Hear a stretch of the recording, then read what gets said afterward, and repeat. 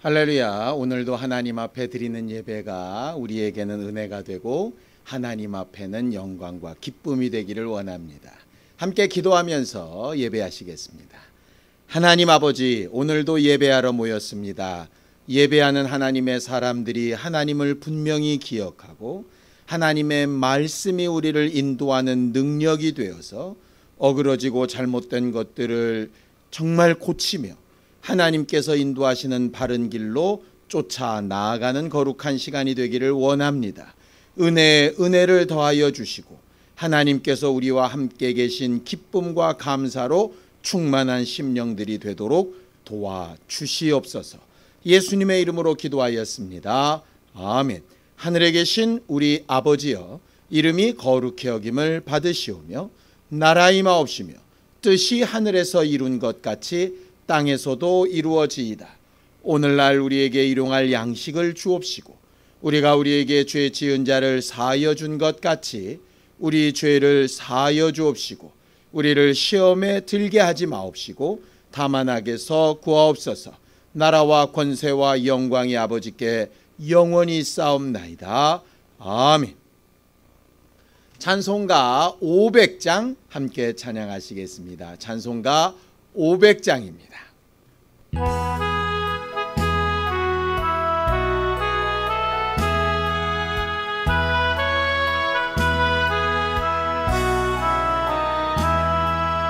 물 위에 생명줄 던지어라.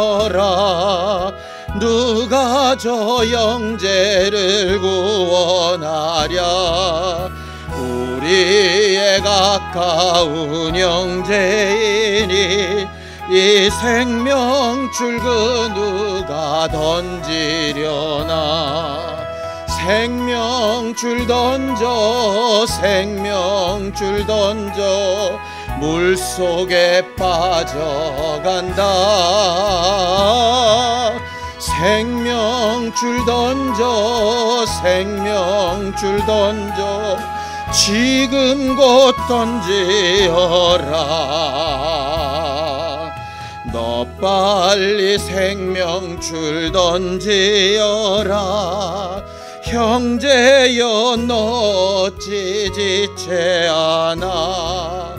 보아라 저 형제 빠져간다.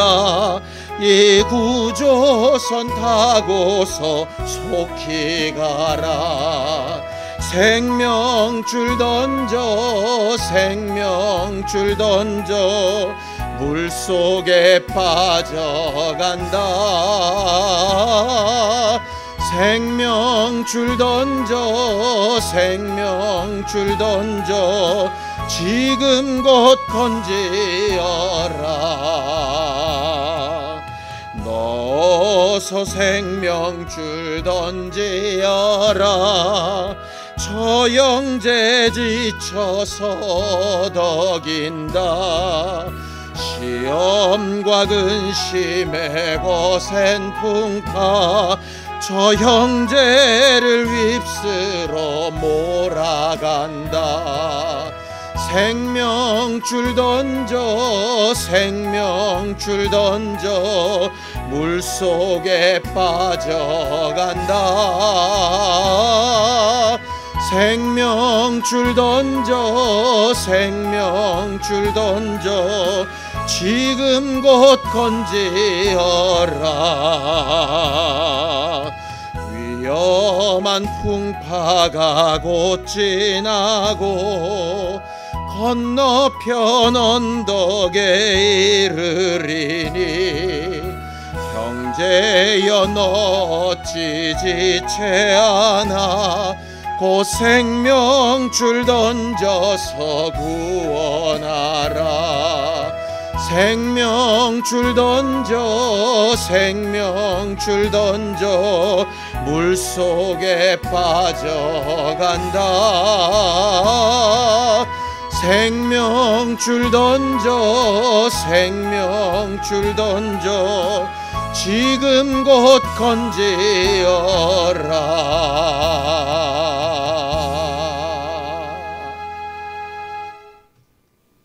하나님 아버지, 하나님께서 오늘도 주의 말씀을 전하게 하시고 그 말씀을 전하고 들을 때에 하나님께서 기뻐하시는 거룩한 증거들을 보게 하여 주시옵소서.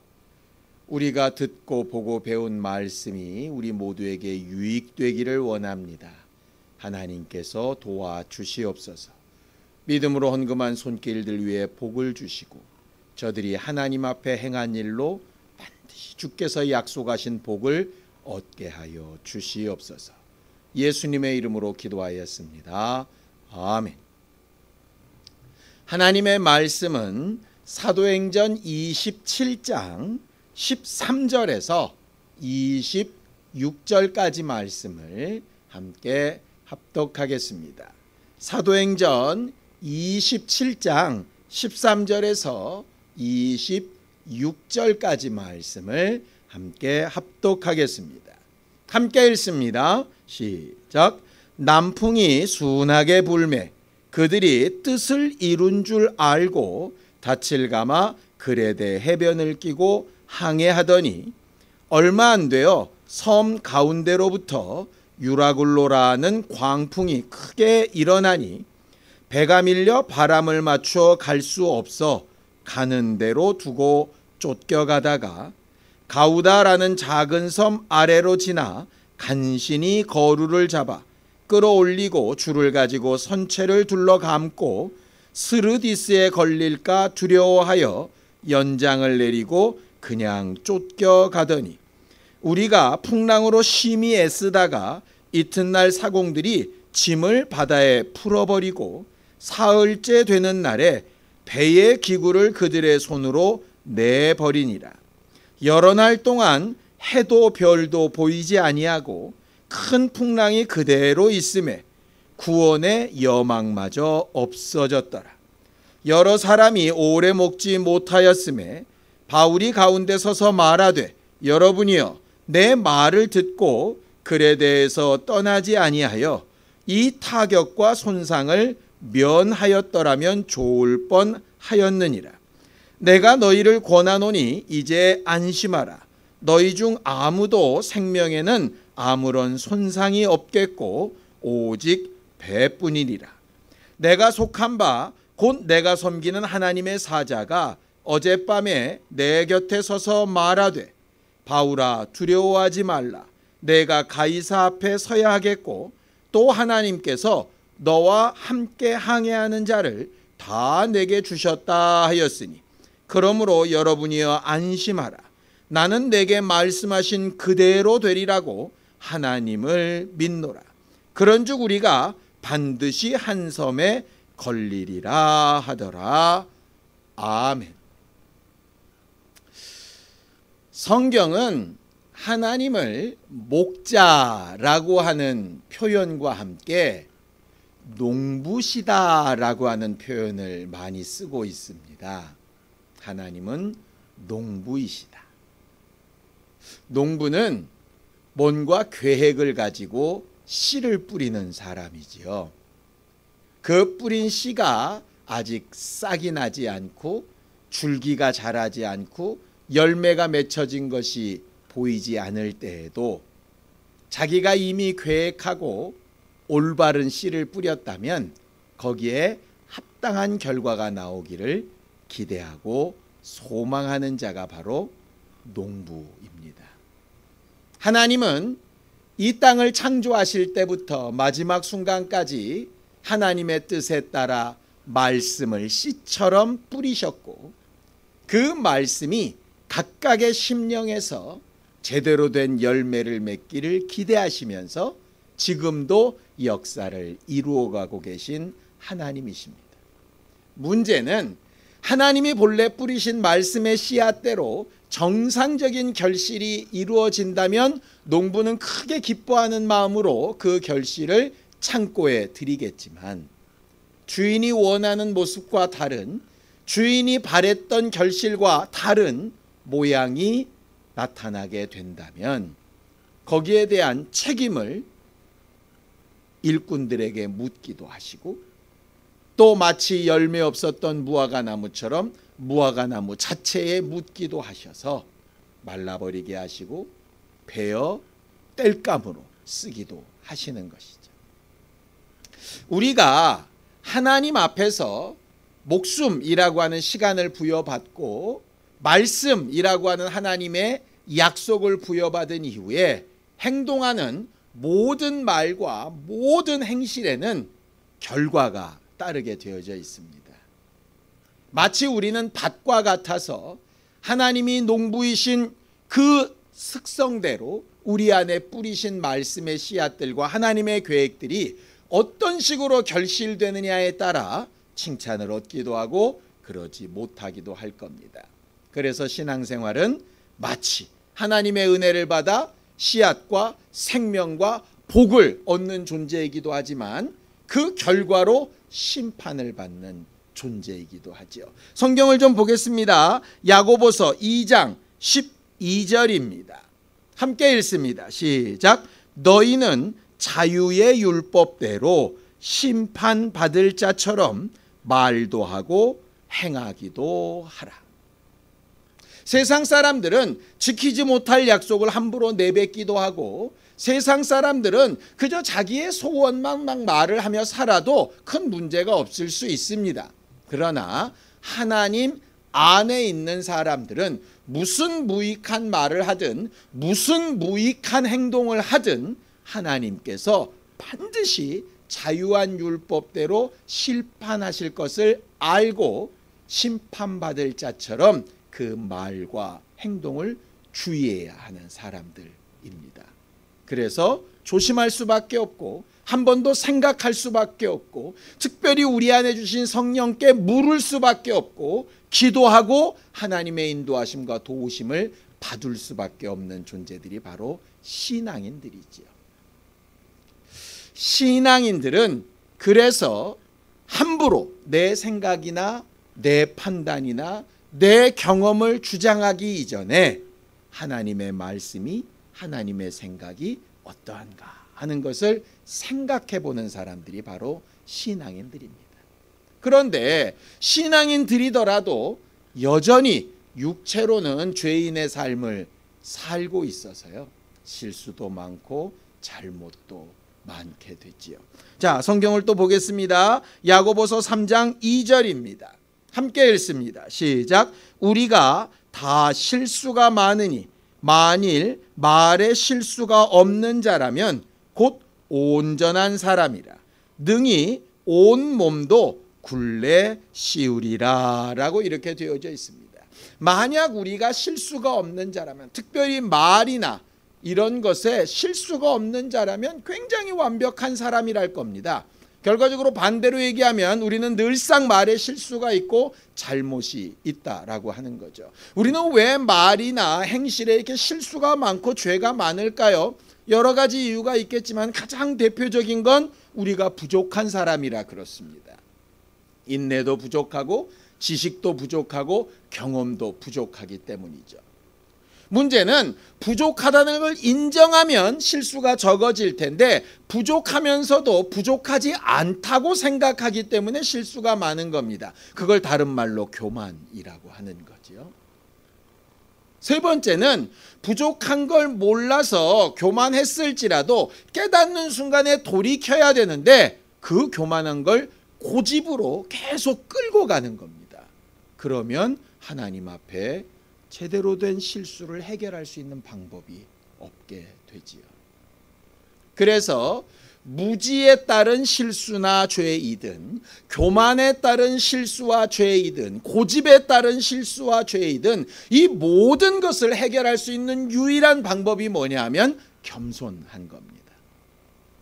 마치 물이 높은 데서 낮은 데로 계속 흘러서 모이는 것처럼 내가 낮아지면 잘못된 말이나 잘못된 습성들이 다 거둬들여지고 그것들이 해결이 되는 거죠.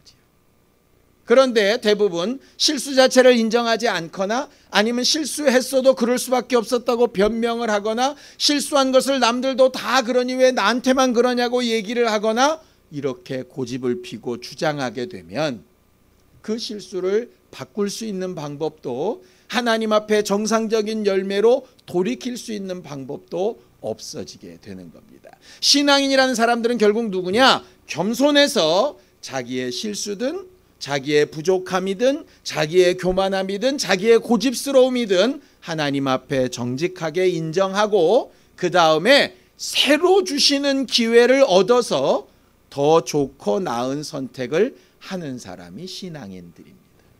신앙인은 절대로 완벽한 사람들이 아닙니다. 신앙인들은 남들보다 더 나은 사람도 아닙니다. 어떤 경우는 훨씬 더 부족하고 모자라고 미련할 수 있습니다. 그러나 신앙인은 기본적으로 겸손한 사람이어야 합니다.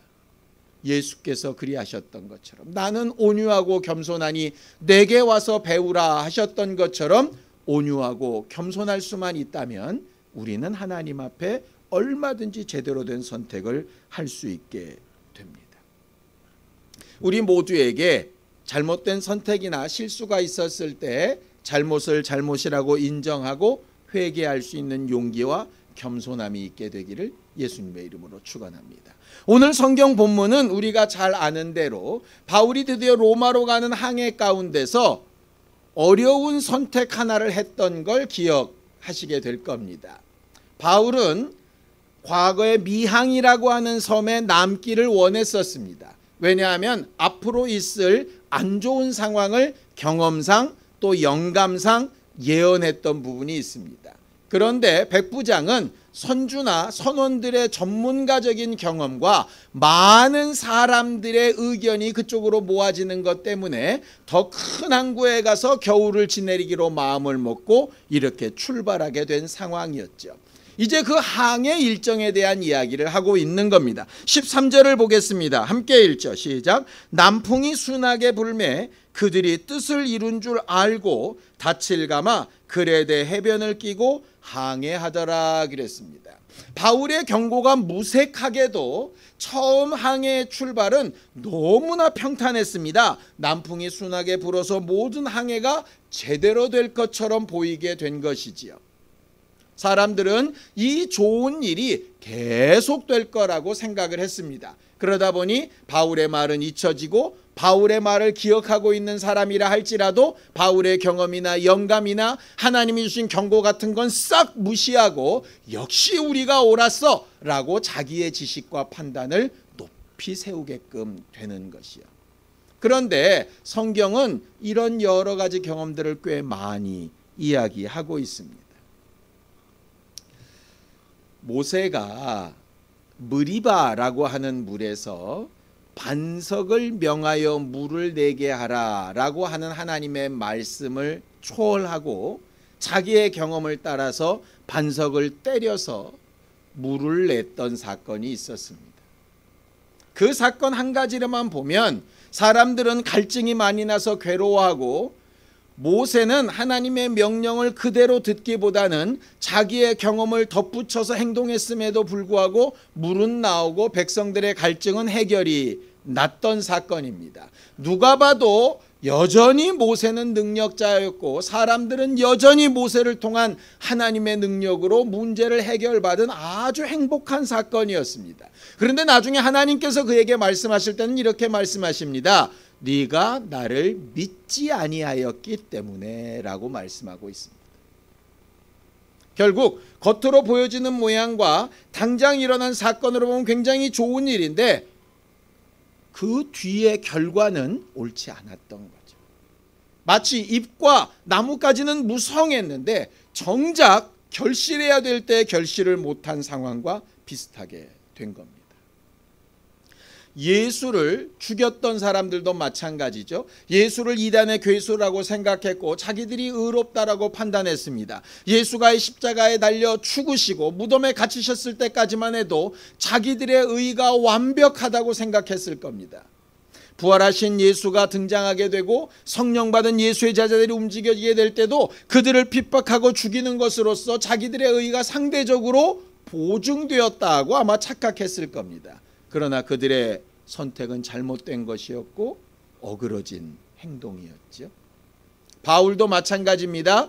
열심히 자기가 알고 있는 율법의 기준으로 예수 믿는 사람들을 잡아 죽이고 그들을 모욕하고 예수를 부인하게 만들고 멀리까지 출장 가서 그들을 핍박할 때 그는 누구보다도 하나님을 사랑하는 사람, 누구보다도 하나님 앞에 완벽한 일꾼이라고 아마 자부했을 겁니다. 그런데 실상은 그러지 못했지요.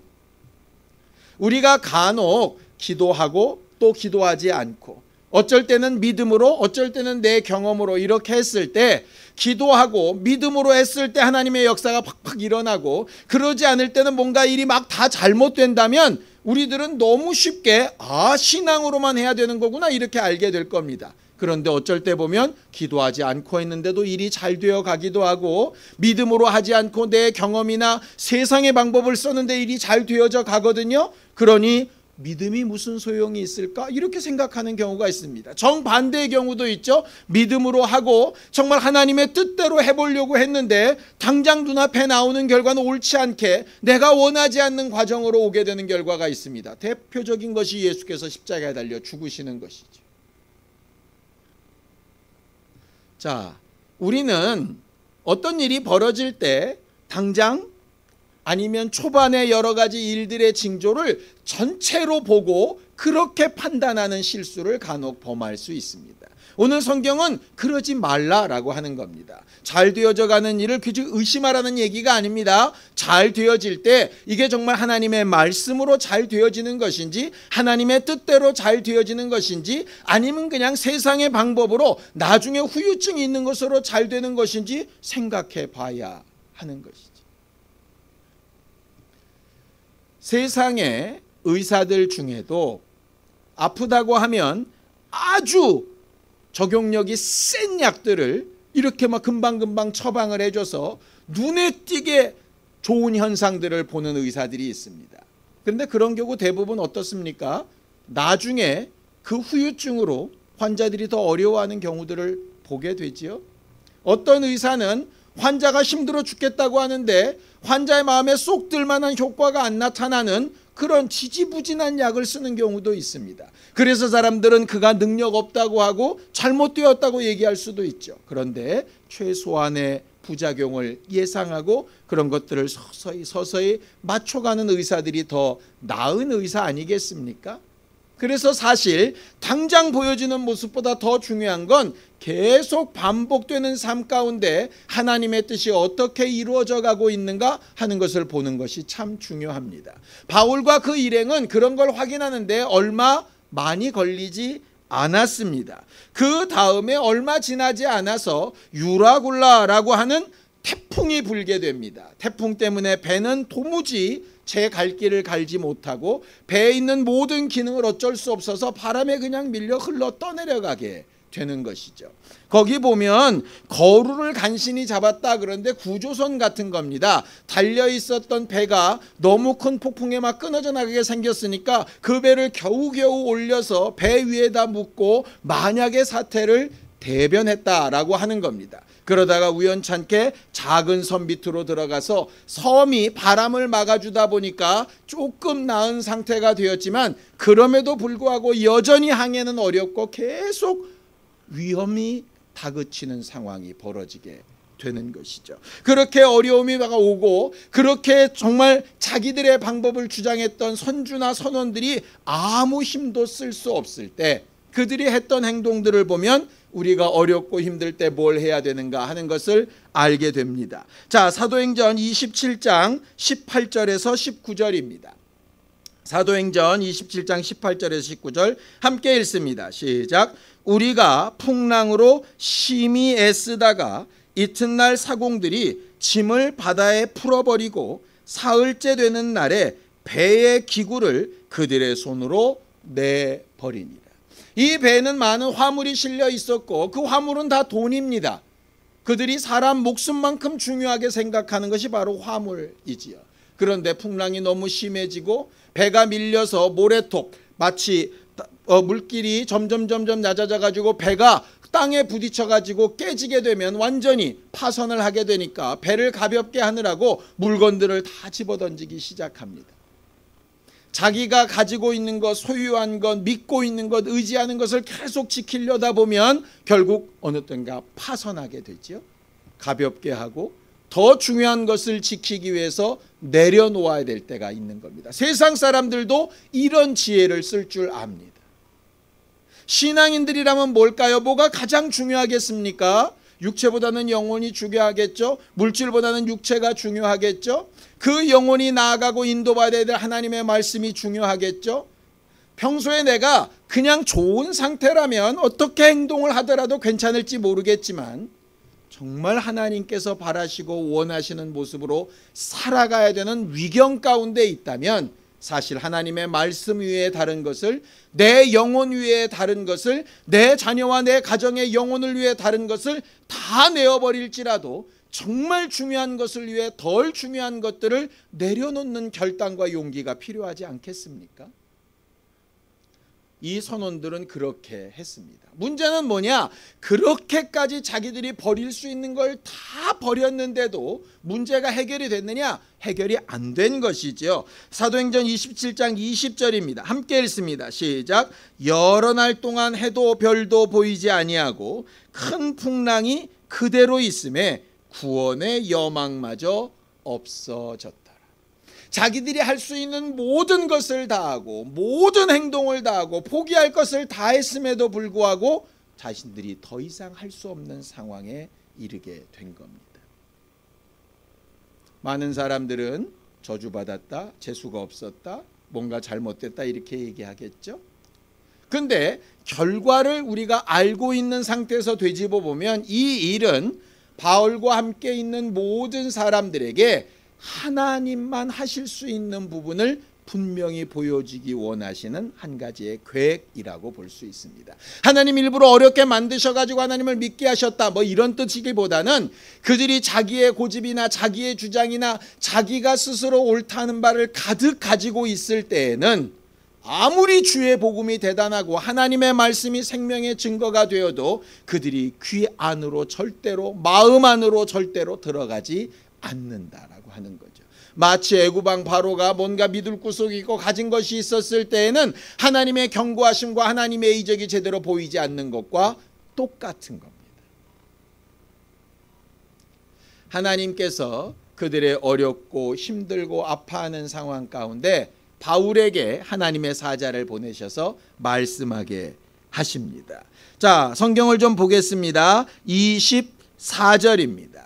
시작. 바울아, 두려워하지 말라. 내가 가이사 앞에 서야 하겠고 또 하나님께서 너와 함께 항해하는 자를 다 내게 주셨다 하였다 그랬습니다. 바울은 이미 하나님의 말씀을 들었습니다.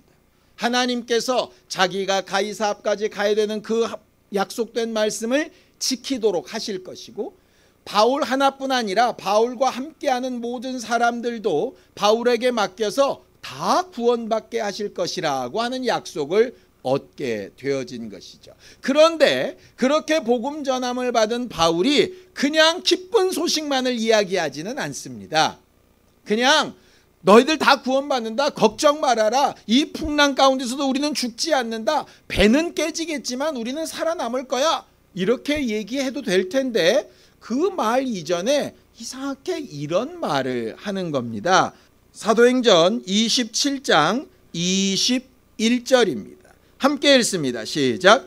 여러 사람이 오래 먹지 못하였음에 바울이 가운데 서서 말하되 여러분이여 내 말을 듣고 그레데에서 떠나지 아니하여 이 타격과 손상을 면하였더라면 좋을 뻔하였느니라.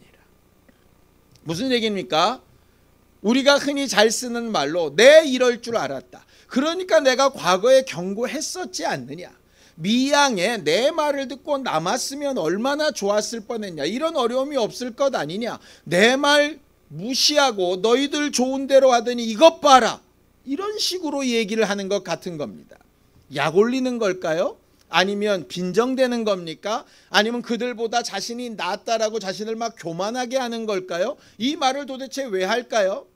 이미 지나간 얘기 아닙니까?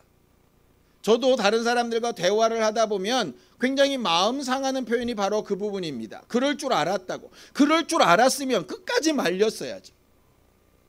그런데 일이 다 끝나고 나서 너무나도 무책임하게도 그런 얘기를 막 하는 겁니다. 바울도 그래서 얘기를 했던 걸까요?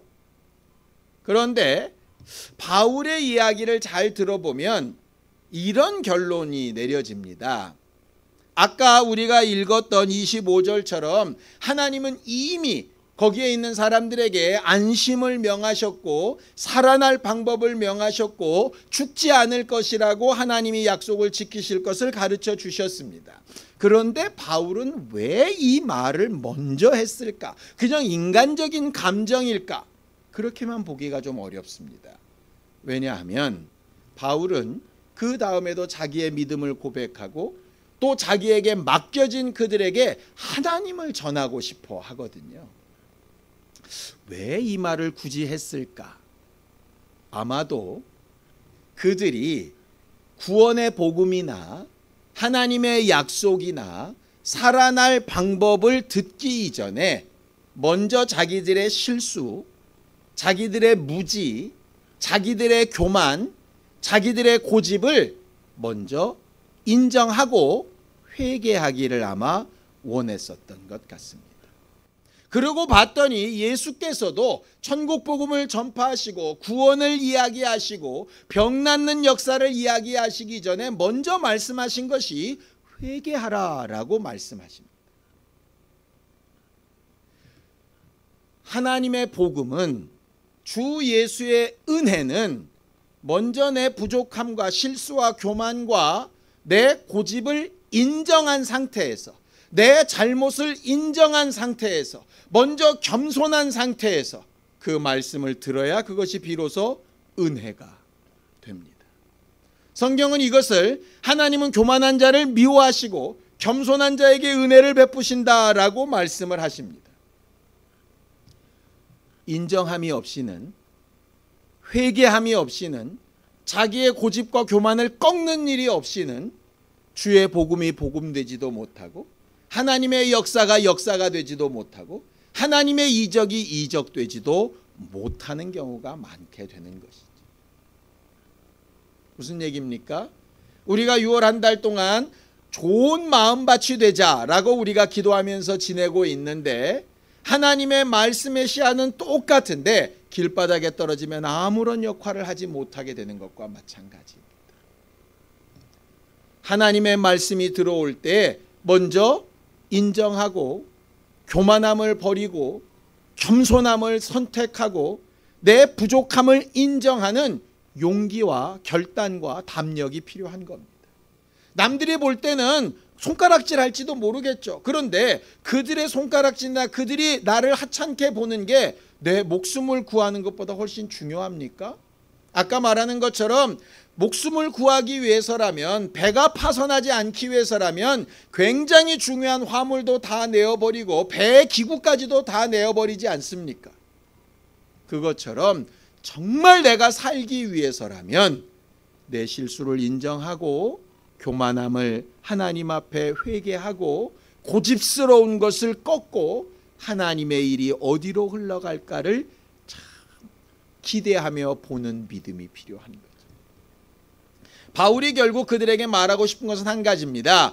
하나님은 내게 말씀하셨고 나는 하나님이 그 말씀대로 이루실 줄을 믿노라. 그 말씀 때문에 나는 감옥에도 갇혔고 억울한 재판도 당했고 이 자리까지 왔다. 하나님은 지금까지 나를 그렇게 인도하신 것처럼 어떤 경우에는 하나님의 능력으로 대단한 사람처럼 보이고 어쩔 때는 하나님의 능력으로 살아감에도 불구하고 아프고 힘들고 억울하고 괴로운 일들이 많아 보이지만 그 모든 과정을 통해서 나는 실수를 다시 되돌이키지 아니하고 내 교만한 것이나 내 고집스러운 것에 의지하는 것보다 하나님의 약속된 말씀에 의지해서 내가 실수를 인정하고 회개하고 하나님의 걸음을 따라 한 걸음씩 가기 시작할 때 하나님은 나를 그 말씀대로 계속 인도해 나가실 줄을 믿는다라고 말하는 것이죠. 우리 신앙생활이 가야 될 방향이 바로 여기에 있습니다.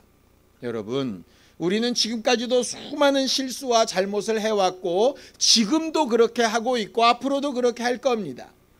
어떻게 하면 그걸 줄일 수 있을까요? 아까 말씀드렸던 것처럼 겸손한 것 이외에는 방법이 없습니다. 하나님이 도우시려고 하십니다. 얼마든지 우리와 함께 하시려고 하십니다. 그런데 겸손해야 하나님의 도우심과 은혜를 얻을 수가 있습니다.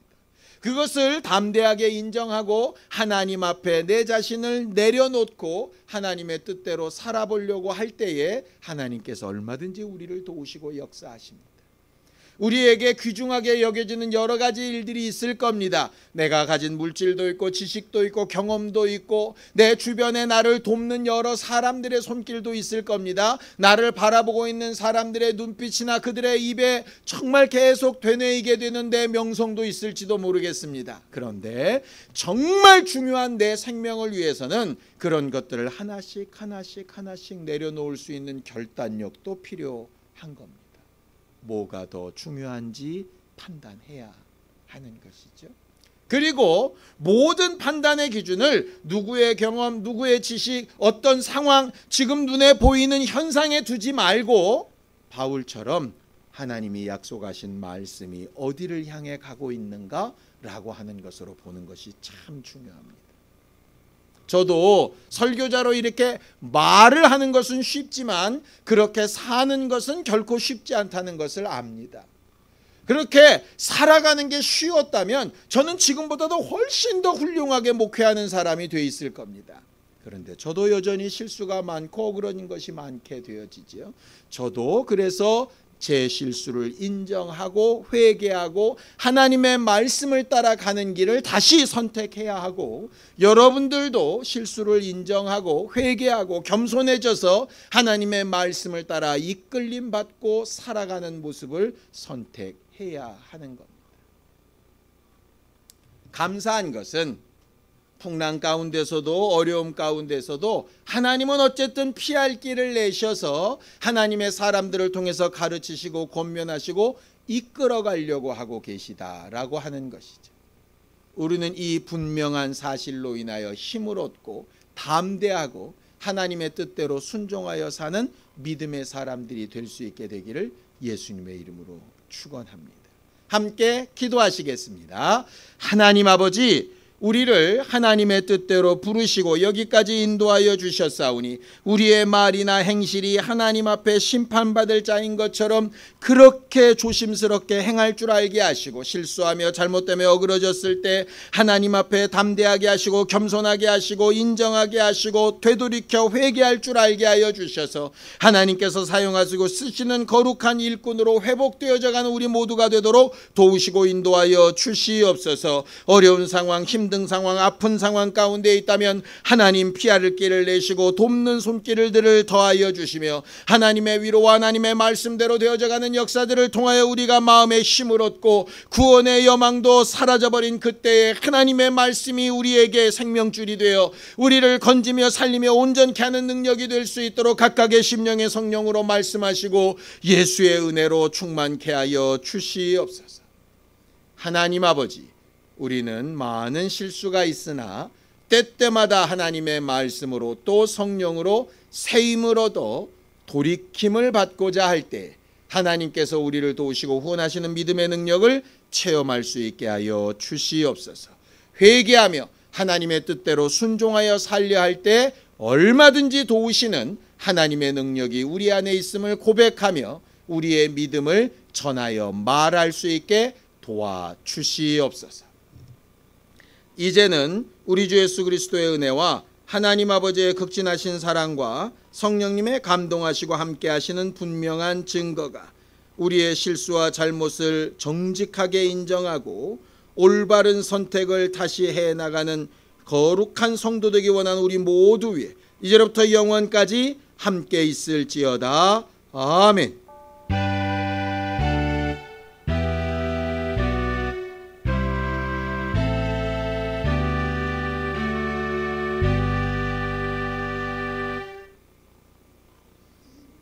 우리의 삶 가운데 늘 정직함과 담대함이 있어서 하나님의 은혜를 받기에 합당한 겸손한 교회가 되기를 바랍니다.